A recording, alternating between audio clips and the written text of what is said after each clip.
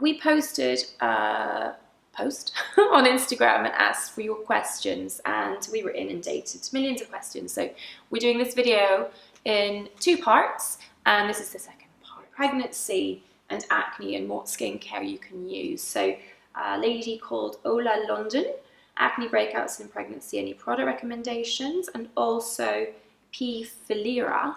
I hope they recognise their names from my wonky pronunciation. Well, acne treatments can be effectively used in pregnancy. My doctor wants me to avoid glycolic and azelaic acids. Now, pregnancy is a precious state, and you do need to be very careful what you put on your skin. And certainly retinoids we say no to, simply because vitamin A is an important signaling molecule when babies are growing. We want to avoid any possibility of interference with that process. So retinoids, no, but azelaic acid, in my book, is a yes, because it's a safe yeast extract and it has multiple purposes. So it's useful not only in preventing acne, it does tend to unblock pores the way a retinoid might do. So that's very useful to have, but it's also great in hyperpigmentation. So those women who are prone to melasma, another great reason for having azelaic acid in the mix. Benzoyl peroxide is safe, and I also think that glycolic acid is safe, but I wouldn't tend to use that so much in acne-prone skin. I think azelaic acid is a more useful acid because it has a greater multitude of benefits. But if you just wanted some nice refinement and smoothing and brightening, glycolic acid would be acceptable. And of course, marry that all up with really good quality physical sunscreen if you're pigmentation prone, and make sure it's non-comedogenic and not going to block your pores up if you're acne prone. So those are my tips in terms of what is useful and safe in pregnancy. Do you get many pregnant women coming in for treatments? Or do they tend to get a bit... They tend to go a little bit more frilly, a little bit basic facials. Yeah. What I would say about the glycolic is I would be a little bit more careful on dark skin types. Yeah. Maybe just for, especially in summertime, it might be a little bit more prone to pigmentation. So if it is glycolic, really low on a dark skin type. Yeah, and make sure you wear your sunscreen. I think sunscreen alone will help reduce the risk of melasma, even if you did nothing else in terms of the active side of things. So sunscreen from the beginning. And so on melasma, Veronica, please answer my question about melasma above my upper lip. It's there since a few years. So melasma, again, it's, as Sam mentioned, it's caused by, I think there's a real grey area on melasma and what it is. It's generally caused by hormones. I would say always caused by hormones. It doesn't necessarily mean that you are pregnant or have got it from pregnancy. It can be from hormonal contraception. From contraception, sorry. Upper lip, definitely do not use lasers on melasma. Definitely don't use it on upper lip. So I think in part 1 we mentioned Cosmolam, as Sam would you would use Bargy. Yeah, I definitely don't know much about Bargy. Topical treatment is the right route, and I'm top lip especially, be very careful of avoiding provoking it. So no hot wax. And I mean, I just be careful of anything it delivers energy to the skin, and certainly top lip is common.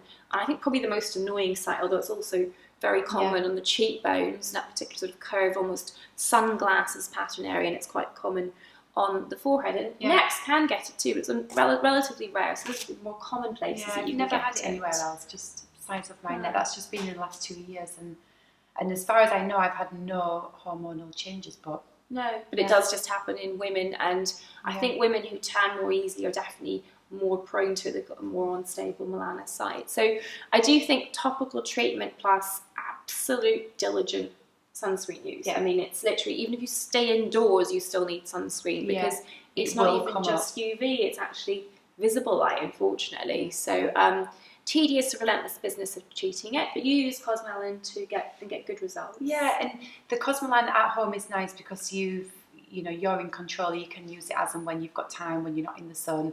You will get the redness, but it's really worth persevering. It's really good. KTB97 says, rather excited about this. I would love to know what treatments or products you would recommend for fine lines around the eyes and how to slow down the process of the eyelids drooping and becoming more hooded with age, please. It seems the eye area is aging so much faster than the rest of my face. So we hear you. I will hear you. And I think it's true, and I particularly see this in young girls who've done sunbeds in their teens. It just starts to crinkle here. So everything else can look fine, but they smile, and that bunching thing happens in the space around the eye just there, which tells me that your elastin has changed and the skin just isn't as snappy anymore. It's a bit when like lycra loses its ping. And it's difficult to put elasticity back in the skin, it really is. So the focus for me when I look at someone with an aging eye area, or it's aging faster than they would like, firstly, do no harm. So sunglasses are on unless it's raining, practically. Protect it, protect it, protect it. It's a simple, easy thing to do.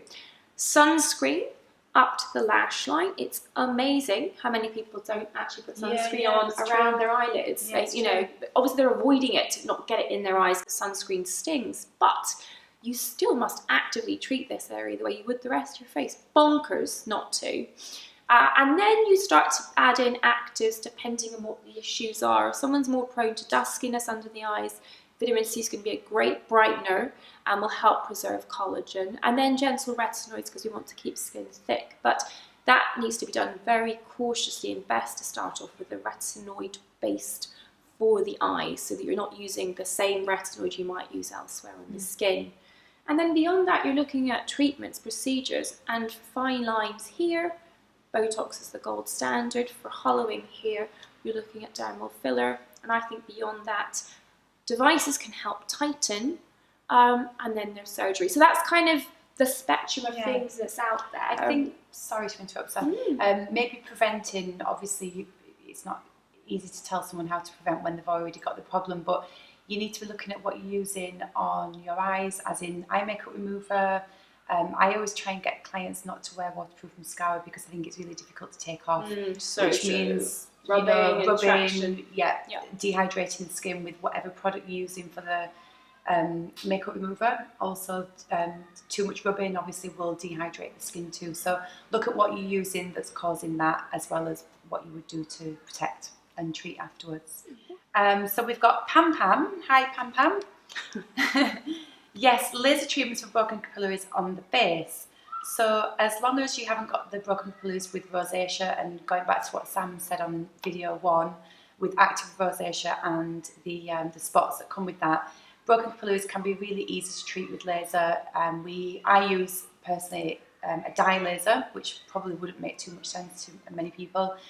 You can use IPL, but personally I like dye. Again, be careful on who you're going to see, and make sure you're not got a tan when you do any IPL or any lasers. But yeah, pretty generally quite easy. Sam would actually use product, wouldn't you, Sam? So yeah, I think creams with redness, I mean, they'll help with the sort of tendency to redness and some of the diffuse background redness and maybe some of the red marks left behind by rosacea spots, but they won't help with the actual broken capillaries. So I think definitely IPL or pulse dye laser is the way to go. Frog in my throat. But I guess the only thing to think about really is the downtime. Is there much bruising in your experience after pulse dye? No, they can be with certain lasers, but not with my use a dye laser. And you can get a little bit of swelling, but not really much downtime. I do it really slowly over a few sessions, as I do with all the other laser treatments. And yeah, a little bit of swelling, maybe a little bit of dark, like you say, bruising, but because I do it slowly, tiny. Yeah. Easy to cover with makeup. Yeah. Easy. So yeah, I think devices are the way forward with fixed red vessel structures on the skin. But yeah, see someone with experience, please. Great. Well, you know what? I think we covered loads. We've done acne, we've done a bit of scarring, we did derma roller, we've done pigmentation. Yeah. So I hope that was helpful. If you enjoyed the dialogue, please feedback, and I would love to do it again. Yeah, me Great. too. But that's it for now. So bye for now.